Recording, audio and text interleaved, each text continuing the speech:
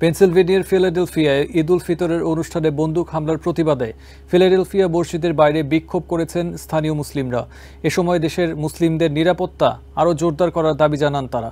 এদিকে হামলার সাথে জড়িত সন্দেহে ৫ জনকে এরই মধ্যে আটক করেছে পুলিশ।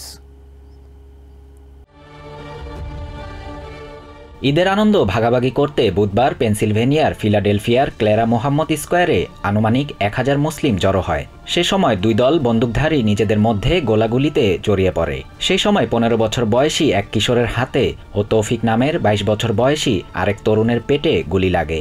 আতঙ্কে ছোটাছুটির সময় আহত হন অনেকেই। সেই হামলার প্রতিবাদে শুক্রবার ফিলাডেলফিয়া মসজিদের বাইরে স্থানীয় মুসলিমরা একত্রিত হয়ে সমাবেশ করেন। পুলিশ জানিয়েছে, আটককৃত ৫ জনের মধ্যে ৪ জন কিশোর ও ১ জন কিশোরী। তাদের বয়স ১৫ থেকে ২১ বছরের মধ্যে। সাইফুল্লাহ মুহাম্মদ নামে এই মুসলিম নেতা বলেন, ১০ এপ্রিলের ওই ঘটনায় কারো প্রাণহানি না হওয়ায় বিষয়টি পুরোপুরি অলৌকিক। হামলার তীব্র নিন্দা জানিয়ে মুসলিম এই নেতা বলেন, এই ধরনের হামলা সহ্য করার মতো নয়। সেদিনের ঘটনায় কেউ নিহত না হওয়ায় সন্তোষ প্রকাশ করেন সমাবেশে যোগ দেয়া সবাই। নেতারা বলছেন, তারা ফিলাডেলফিয়ার সহিংসতায় বিরক্ত। দেশের মুসলিম সম্প্রদায়ের লোকজনের নিরাপত্তা আরও জোরদার করার দাবি জানান ফিলাডেলফিয়া মসজিদের ইমাম কেনেথ নুরুদ্দিন। হামলার ঘটনা এখনও তদন্তাধীন আছে বলে জানিয়েছে পুলিশ।